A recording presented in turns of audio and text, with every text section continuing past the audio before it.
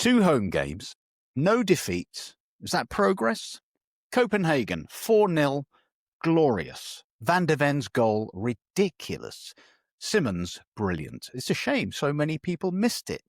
Then came United, the most Spursy 90 minutes imaginable, losing until the 84th minute, going ahead in the 92nd, yet somehow drawing against 10 men as we stood like statues. Richarlison's celebration was straight out of The Idiot's Guide to Hubris. Our centre-half, just defensive midfielder and out-of-sorts winger are our best finishers. Are we an upside-down football team? We'll ask that question.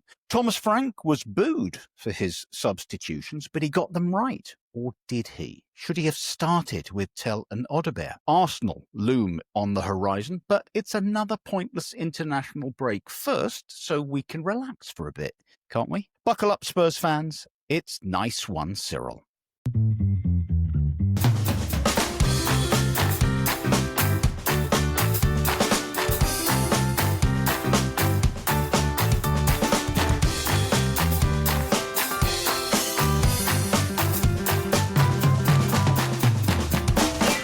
Nice One Cyril.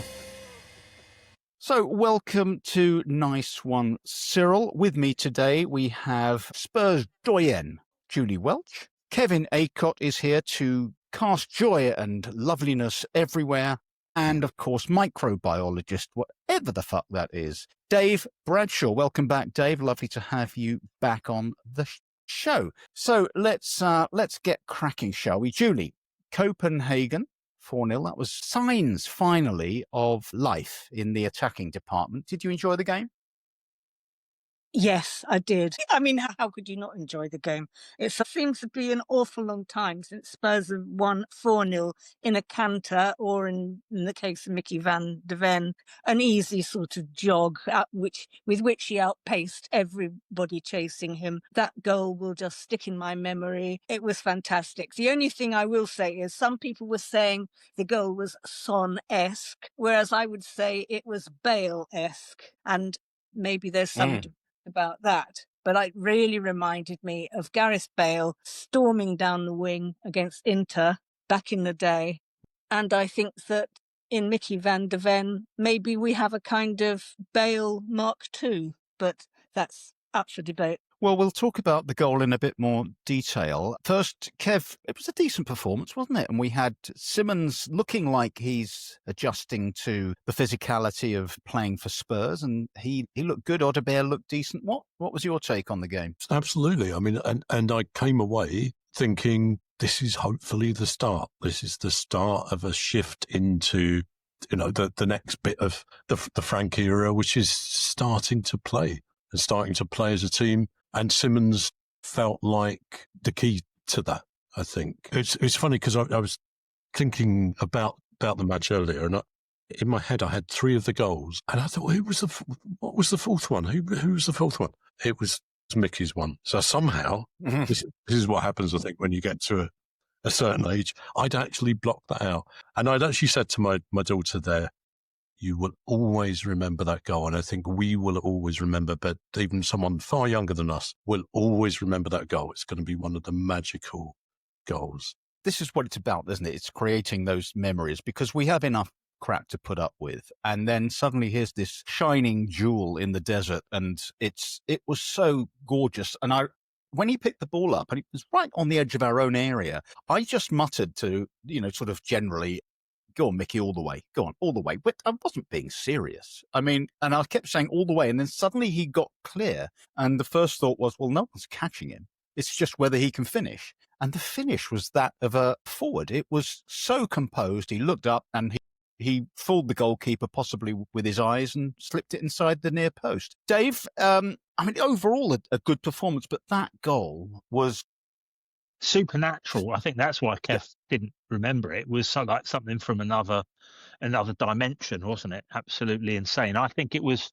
I watched it back a few times. I think you'd said on Twitter you were going to just stick to the 250 times. That's right. Yeah, I watched it back a few times. I think 11 touches from including the shot, including the one that hits the back of the net to cover his. Julie, you said 67 yards, was it? I've got, if you don't mind me reading it out, He ran 67.7 metres with the ball, which is the longest goal-ending carry by any player in Opta's record books in a Champions League game since 2015-16, which actually is no time at all, overtaking Vinicius Junior's 64.9 metres run to score for Real Madrid against Borussia Dortmund in October 2024. So that's a nice load of stats for you. Thing about it, Julie, it wasn't just his speed. We know he's got phenomenal speed. No, of course it wasn't. It was the touches. There was a dribble going on at the kind of Usain Bolt speed, where he's having to assess who's around him, who he needs to get past, and making those touches and swerves and feints, and then getting himself clear to shoot. That was extraordinary. Well, yes, and the shot itself, the scoring shot, it was just finesse right at the end. You know, he'd thundered through the middle at top speed, and then it was as though he was just sort of saying to the keeper, now I'll show you what else I can do. And, you know, it was just such a sort of well-aimed shot. It wasn't crazy or anything like that. It wasn't a sort of never going to be a Rosetta. It was the finesse at the end was fantastic. He actually slowed himself down, didn't he? Just momentarily, and calmed himself, ready to place that shot. Kev, I mean, I don't normally listen to other football podcasts because obviously there's only one football podcast, but I was listening to another football podcast and they were slightly demeaning that goal by saying, yeah, well, you know, Copenhagen are shit and the defenders weren't interested and, you know, all he had to do was run. And I'm thinking to myself, can you imagine belittling a goal of that magnitude with, you know, as I was saying earlier, the speed of it is one thing, but the control, the touches. I find that unbelievable that, you know, of course, Copenhagen were the ideal team for us to play. We needed that. We haven't, as it turns out, built on it. But, you know, they're not great, but they're professional footballers. They're in the Champions League. Of course they wanted to take the ball off him. Of course they wanted to stop him. And they couldn't. And I can't imagine there's many defenders or many players that would have been able to. I think whoever he was playing at that point, you know, he'd have got through, and that shot was that shot. You know, no goalkeeper was going to stop it. So I think it is just that sort of Spursy negativity that's, you know, which obviously we all have to a certain degree, but to belittle that goal is absurd. It really is. And to settle the game as well, Simon. To settle the game after Brennan's sending off as well. I mean, just to put the game away, that was very unspursy. It was very unspursy. Moving on from that extraordinary finish. Kev, you sent a message on our Nice One Cyril WhatsApp group. After Brennan got sent off, we were 2-0 up, and then down went Vicario. And you said, oh, this is so Spurs, isn't it? You know, we're just going to blow it now, having established complete control. But actually, I wonder whether what was happening there was he was going down tactically in order to take on some instructions from the bench, given that we were down to 10 men. Yeah.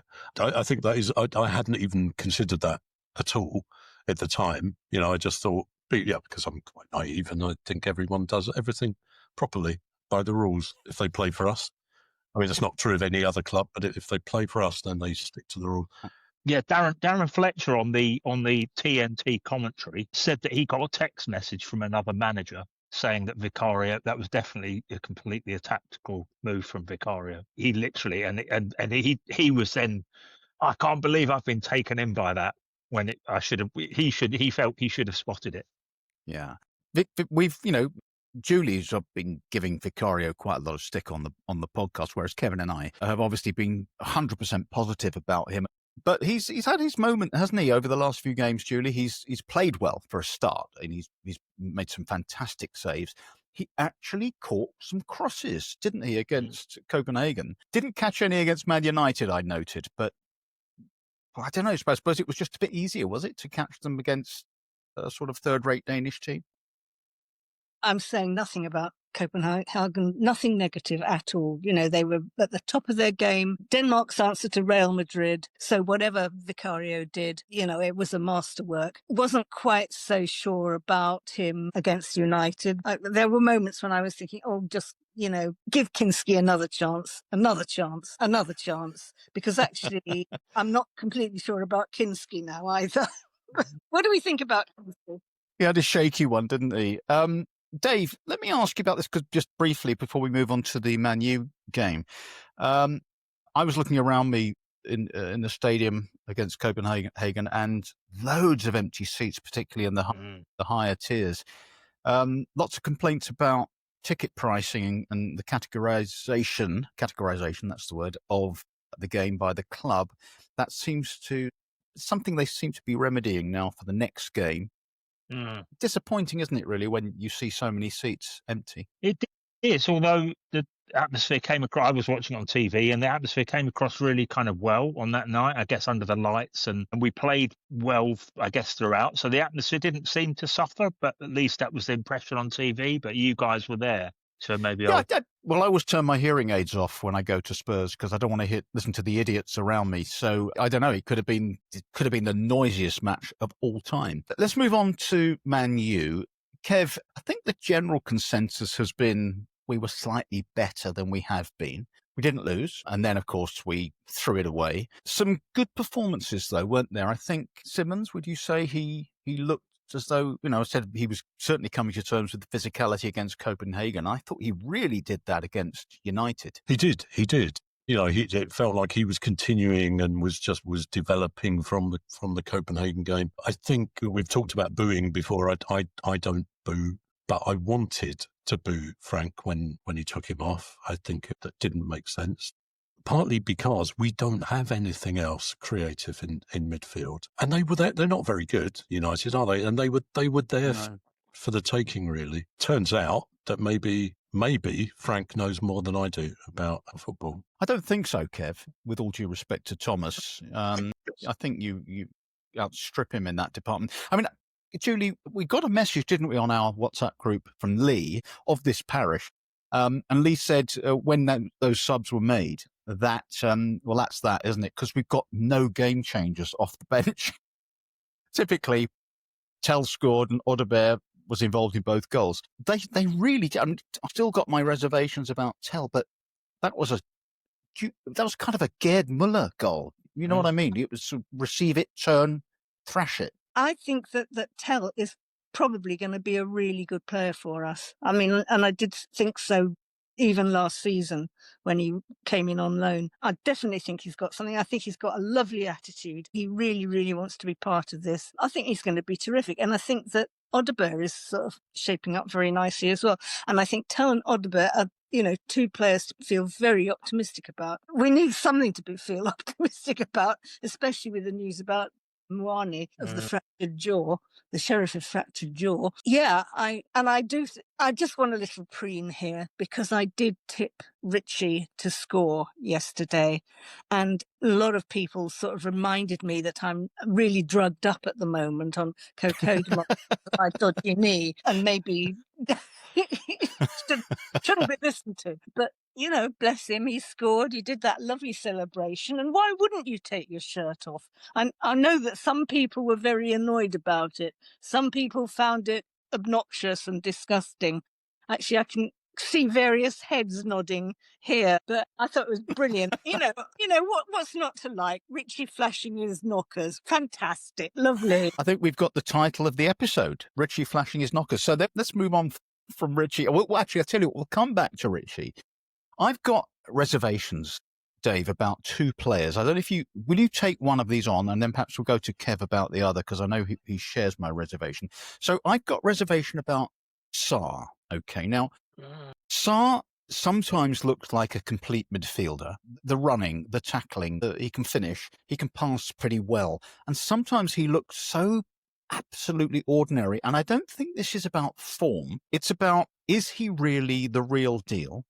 Or is he a bloke who occasionally has a stunning game and you think, wow, he's brilliant? And then the rest of it is really a bit kind of underwhelming. I'm probably a bit of a fanboy, probably of all of them. Actually, I was going to just go back to Richy just briefly, because I still love Richy, really. I do Why? love him a bit well, he tries so bloody hard. He You know, does. I'm reminded of the Blackadder sketch with General Melchett talking to Darling and talking about his I love you like a son, not a favourite son, like some sort of backstairs sprog or whatever, that sort of thing.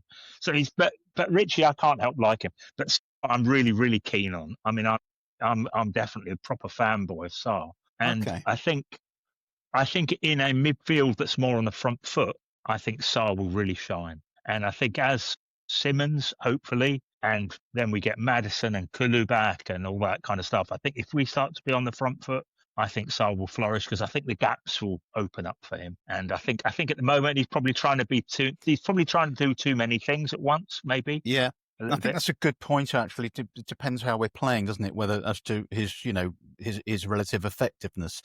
Well, let's move on to the other player who's really pissing me off at the moment. And I hate being pissed off with any of our players, but Kev, and we talked about this, didn't we, during the match, Porro, he is really getting on my tits in a way that what irritates me even more than anything about Porro is he's that guy going up to the crowd and giving it some, come on. He's doing the waving and he's punching this chest and he's kissing the badge. And I feel that's a hedge against getting dropped, because he makes himself too loved by the crowd.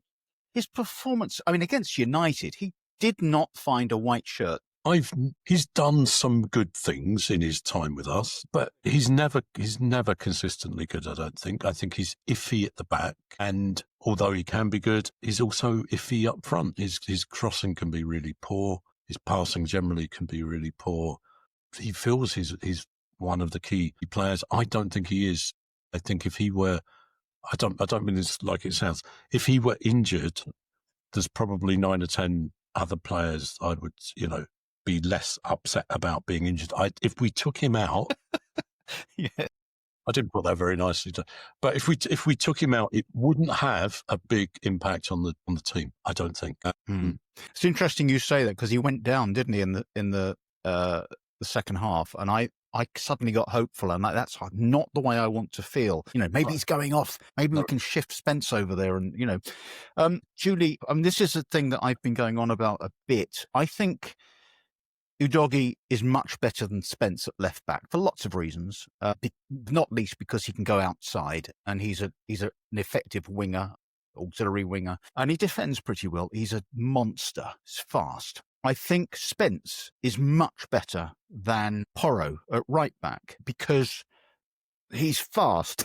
He's everything Udogie is on the other side, and everything Porro, to me, isn't. Where do you stand on fullbacks? Porro, to me, is a bit of a K-Tel Graham Roberts. Are you old enough to remember K-Tel? Yeah, of course. He's got all the front that Roberts had, but he hasn't quite got the talent. And also, I think, I agree with you, I think Udogie and Odobert on the left are just, monstrous, fantastic, needs to be pursued. And yeah, Spence on the other side. What's not to like? Porro, anyway, I think needs a rest because, he's been more or less solid since the start of the Ange era. I remember him coming in. I'm that old. There was talk that he might be world class, and I just don't see that at all. You can see he's a footballer, right? You can see he can play. He's got touch. When he's on his game, he can pass. He can cross beautifully. He's got a good shot on him. But I just feel like the sum of the parts is fuck all, really. Dave, let's move on a little bit from giving our players stick. Apparently, we had, and this is Kev's our statistician, as you know. He knows every fact, every figure. He's like extraordinary. He can just conjure them up when he needs them. But he told me today that we had the fewest touches in the opposition's penalty area in the first half, I think, for 10 years. Is that right, Kev? But for 10 years, yeah. In the first half against Man United, we had fewer touches than any other game in the last 10 years. So that's an extraordinary, especially given the fact I thought we weren't playing that badly. I didn't notice that. And it does seem, Dave, that's worrying, isn't it? Even though we've got no centre forward. I'm going to come on to Richarlison, and I need to upbraid you on that about your Richarlison, fetish admiration. But yes, it's a fetish. That is worrying, isn't it? It is, yeah. I must admit these stats drive me up the wall a bit. Actually, I've never ever seen a game where the XG matches anything like either the score or my perception of the game. I've never ever seen it. But actually, the one that I was thinking of, and I don't know whether now's maybe the time to bring it in, but I think we're missing a stat. We should be X injuries. This is Spurs. This is something where we could really lead the world. Yes, because we are exceeding. I mean, even since I kind of sent that through to you, Muani is obliged with how did he do this draw? Was that against Man United, or was he putting the toast down at home or something? Yeah. It's another blow, isn't it? And also, not least, because I thought Muani, Dave, I thought he was starting to show things. Go, yeah. I mean, I love his speed and the way he's running at people. It's been suggested, I think, again by Lee on our WhatsApp group, Julie, that we ought to just cut and run now with Muani. He's only a loan signing, and get Tony in from whatever vile Middle Eastern country he's playing in right now. What's your feeling about getting Tony in? Me? Yeah. Well, let me he's definitely a wrong un, I think. But as other people on this parish have stated, he's a good wrong un. Now, where that kind of fits in with Thomas Frank's no dickheads policy, I don't know. Is Tony a wrong un but not a dickhead? That could make all the difference. The thing that you have to bear in mind, I suppose, is that he's old. He's gnarled with experience. He knows where the goal is. He can bang them in. Once you get off the moral high ground and try and get him back from wherever he is in the desert. Yeah, I mean, well, Frank knows him, of course, and he's tolerated him for a longish period and praised him to the gunnels. He's obviously a good footballer and a bloke who can finish. I worry a bit, Kev, Julie calls him a wrong, and I think he's a bloke who's got a very high opinion of himself. As long as he's not disruptive, and Frank will know whether he is or he isn't, then I know this is all the most specious, pointless speculation, of course, but would he be the bloke you'd be looking at in January? Yes. I don't know. I mean, the whole wrong and dickhead thing it's a tricky choice to make, isn't he, which one he is. But I think as long as he's not disruptive, absolutely, then we need someone like him. We really do. I'd actually be almost excited if we bought him. Yeah, can't have that, Kev. Often say that, but yeah. It was a betting offence, wasn't it? That it was the big wrong on thing. Yeah. Actually, I think it was only. I mean, he was betting. I mean, I was just googling now. Actually, he's got a diagnosed betting addiction. And there was no suggestion of match fixing or anything like that. It was just kind of, and obviously they're not allowed to bet, but and he breached the rules. But can you have a diagnosed chocolate addiction? Because I think that might be me. Probably, yeah. I think I'd be in that as well. Yeah. You mentioned, Dave, to me before the show that we are looking at an extraordinarily kind of condensed Premier League table right now. We're sitting in fifth, but the points. I mean, it's nothing. It's crazy. In it. From third to 13th is 5 points. From I think Chelsea all the way down to I can't remember who was the 13th place. And even a little bit broader than that. It's absolutely kind of crazy. 1 or 2 weeks and it can all switch around. And Man City are maybe tearing away with Arsenal at the top, I suppose, apart from Chelsea. But even then, it's only another 2 points above Chelsea. It's crazy. It does look a bit, Julie, as though Man City are starting to fire at the moment, doesn't it? I mean, I know it would give you huge pleasure to see Arsenal finish second, but they've sort of become Arsenal, this sort of very dour, steady, slightly unexciting team, but it's working, isn't it? And I just wonder whether that's what Thomas Frank is aiming to do with us. We're not a flair team. Who's becoming the dour, steady team? Arsenal. The arse, yeah. But I mean, they've never been exciting, have they? And as you say, could you bear it if we became like the arse and success ensued? Yeah. Yes, I could. I don't know. I don't think that's what Thomas Frank is doing. I think he's just sort of making the best of what he's got at the moment. And he's still finding out what he's got. I was beginning to lose faith in him, but for some reason over the last week, probably kind of softened by that marvellous goal of Micky's and feeling in a much better mood, I was thinking, well, let's give him a break. He's been dealt a bit of a hand, as you say, it's that ex-injuries is massive. I mean, Brentford wasn't a team like Arsenal, was it? A lot of big blokes getting, kind of bullying, and they weren't a flair team, were they? But I mean, No. in the end, a manager, he's inherited most of the squad, Kev, and he's only had a handful of games. I mean, the bottom line is he's been without Kulu, he's been without Maddison, he's been without Solanke.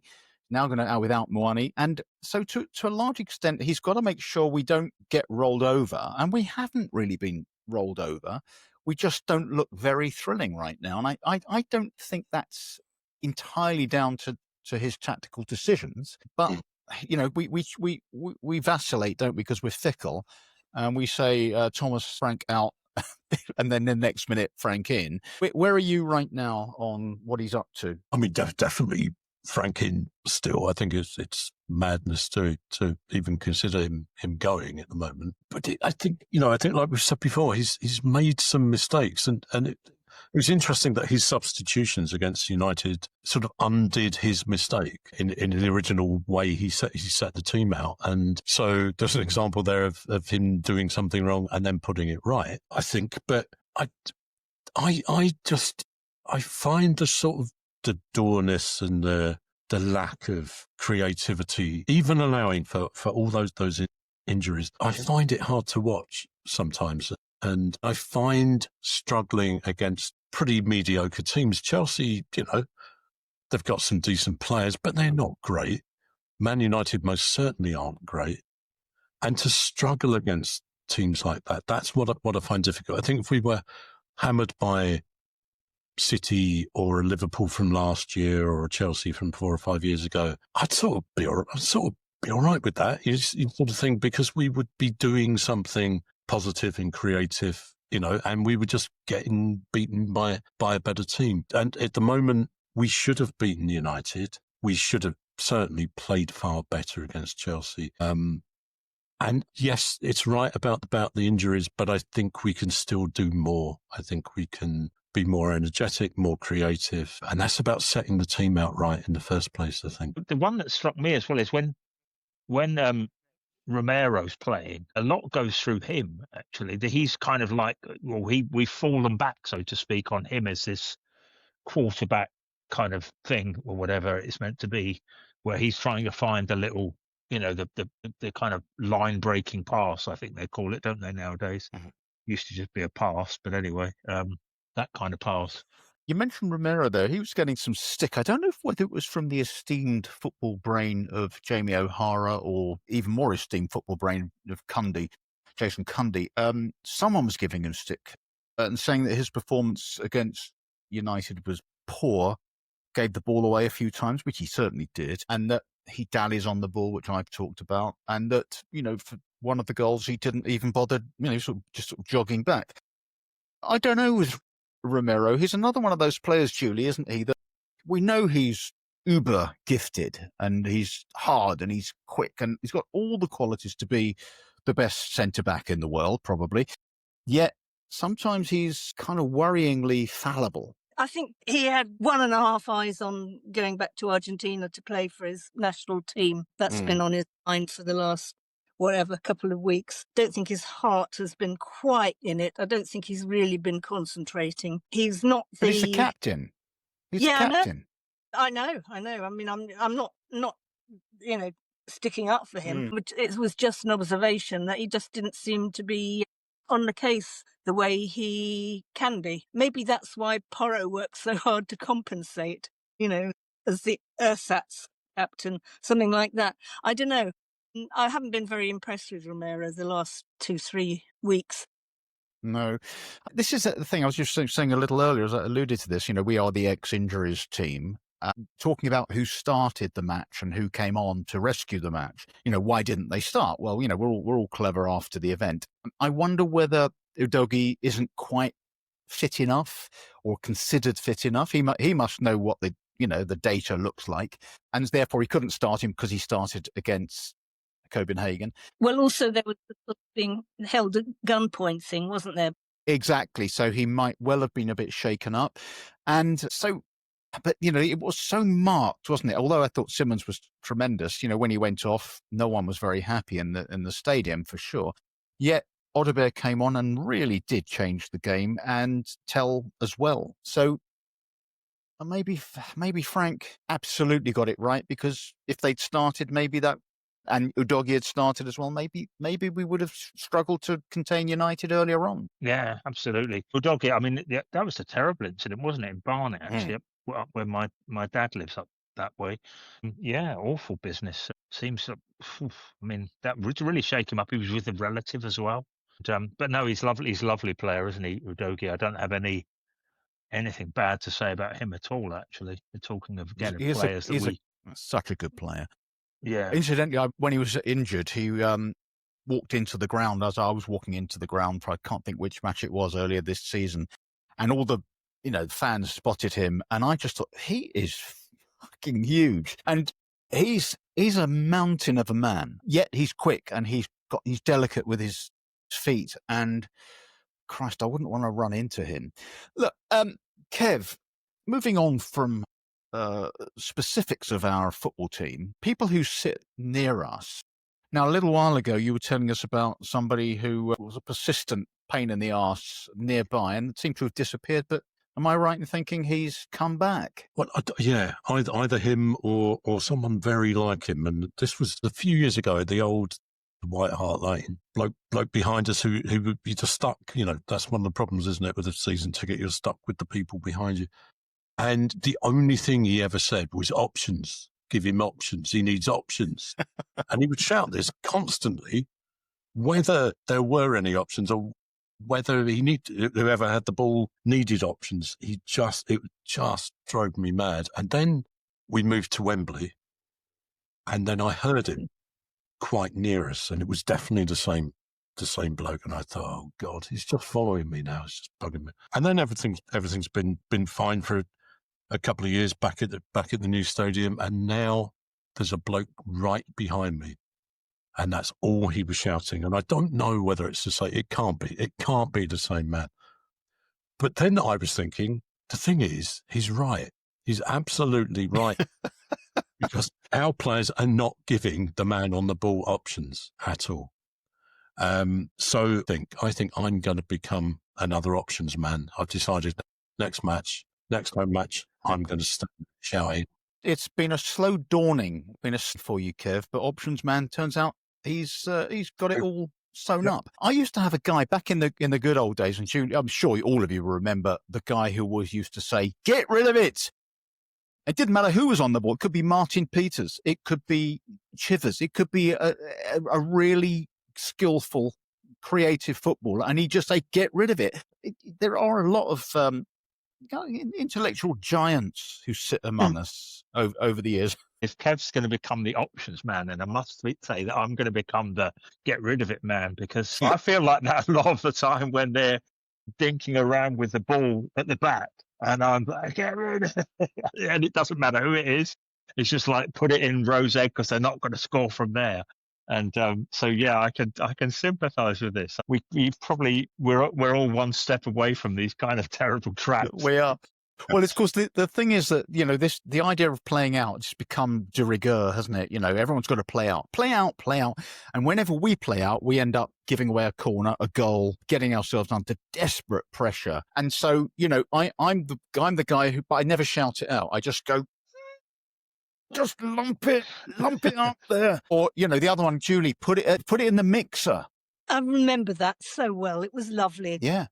I'm overtaken with nostalgia now. When I first started reporting football, for some reason, I kept getting sent to Stamford Bridge. And there was a bloke, not in the press box, but very close to me, who always shouted, "Too casual, Osgood." And that was the line, "Too casual." And it was always Osgood. And when Osgood didn't play, it must have been terrible for him. And I get really tempted these days sometimes when somebody's dwelling on the ball to shout, too casual, Madison. So I don't know. Yeah, Yes. I'd be that I'd be- person. I would. I'd be quite apposite quite a lot of the time. There was a guy who used to sit near me, an old guy called Sam. His name was Sam, who didn't understand football at all. I don't think he understood anything, in fairness. And John Pratt, and it was him. It was he. He booted one. He took a shot and it went flying over the bar, flying over the centre of the bar. And he shouted out, Sam shouted out, "It's a try." And I just thought, yeah, I see what you're driving at. So, trying to conflate the kicking it over a bar with rugby. And I hear you, but you're so fucking stupid. And the beauty of it was that he made this remark and then looked around to sort of garner applause and praise. So bless him. That was Sam, probably long dead now. Moving on, I've got a real problem with this, Kev. When we start singing Champions of Europe, we know who we are. Look, I mean, for fuck's sake, come on. Get a grip, Spurs fans. Yeah, I mean, the West Ham fans did it when they won the tiny little cup that they won, didn't they? They were singing that.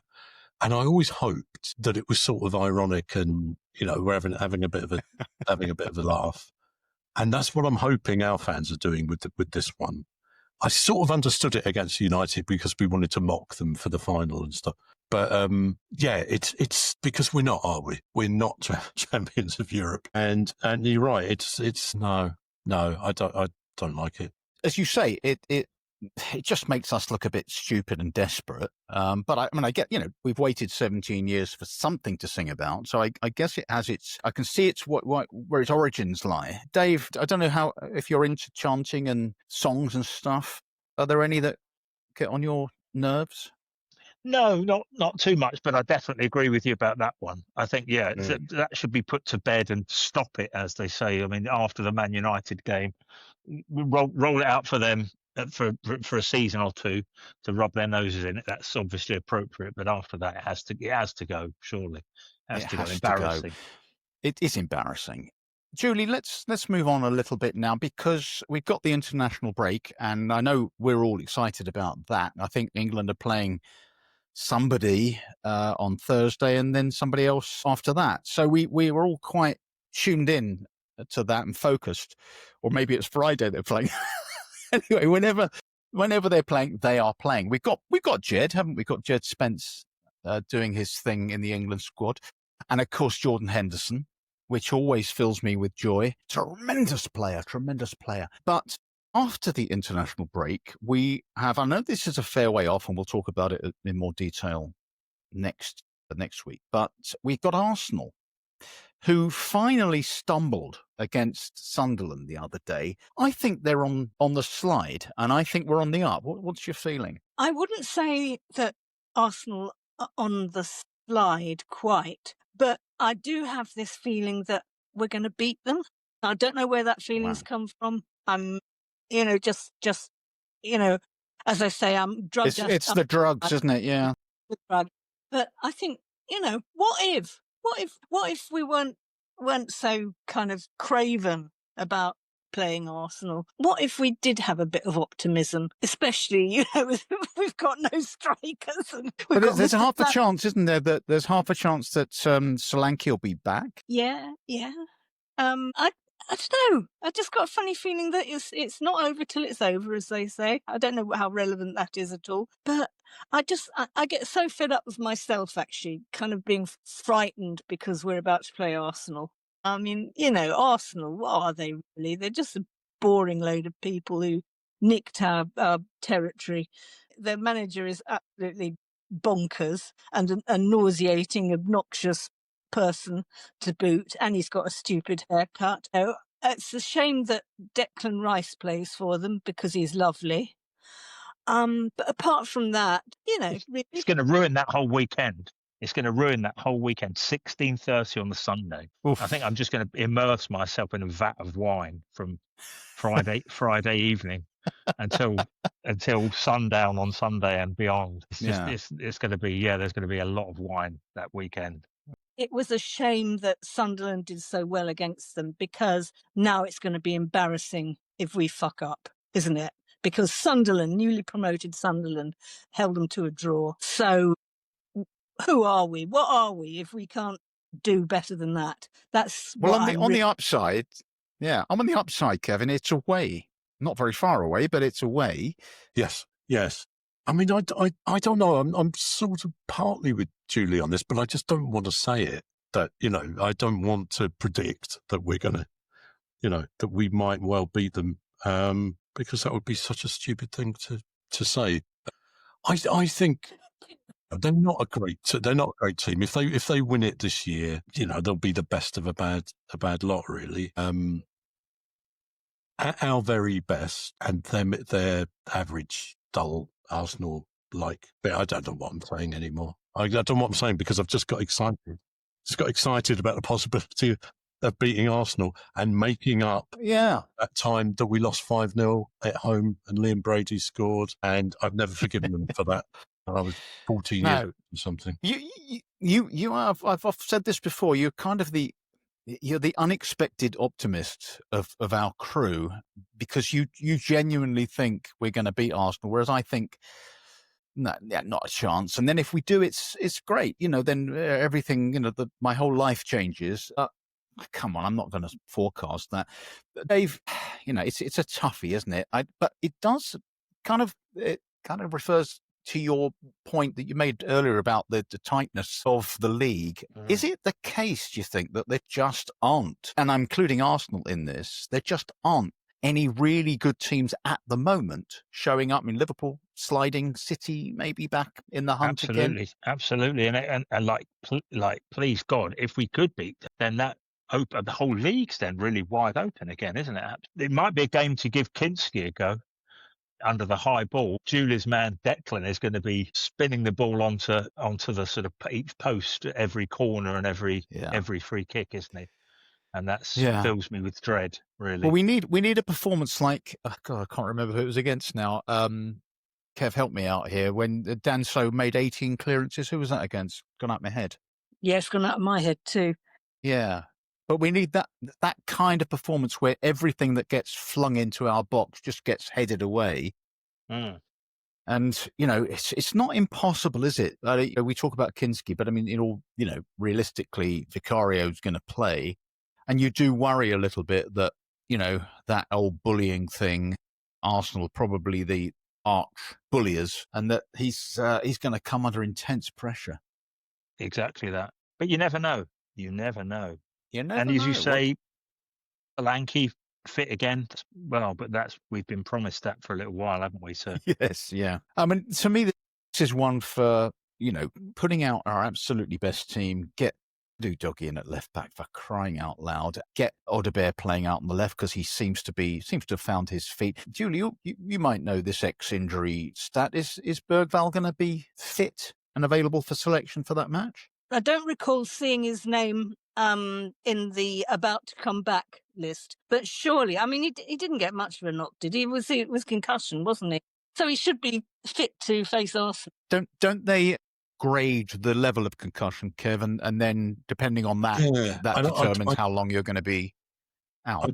I thought I read that it was 2 weeks. There's like a sort of compulsory 2 weeks out, after that kind of concussion, which should mean he's easily going to be back in time. But yeah, I don't know. Because I feel like, as I felt against Chelsea when he obviously went off after 6 or 7 minutes, that the Arsenal game is made for Bergvall. Yeah, absolutely. He's a better player than Sarr for that kind of performance. I think he's high energy. He gets in people's faces and he's undaunted. I like the fact that he doesn't let things affect him. He's 19, but he plays like he's 29. He doesn't care who the opposition is, Dave. Exactly. Yeah. No, he needs to be there, and hopefully a bit rested. Hopefully we'll withdraw him from Sweden's squad or whatever, and he'll be sitting with his feet up or whatever professional footballers do nowadays. Well, the other player we haven't talked about, and again, we expect him to be back for that match, of course, Julie, is Kudus, who not been mentioned at all in the light of the match against Man United. I can just imagine having him, I hate to say this, but having him playing the match instead of Brennan Johnson. Yep. I mean, I've got nothing against Brennan Johnson. I still think he is good at what he does, but he only does one thing. Kudus definitely would be a plus. because I think we did miss him. I don't know what the severity of his injury was. They've withdrawn him. Yep, they've withdrawn him from the international squad. So that means he's staying home, resting up, and getting fit. So that's Good. a good sign. Yes, that's what But I there is like. a danger with that, isn't there? That we then revert to let's give every ball to Kudus, which is not really a tactic, is it, Kev? No, it's not. I mean, I don't know what if I were Frank, how would I set us up against Arsenal? And I think do you go physical? Do you start with the old double pivot?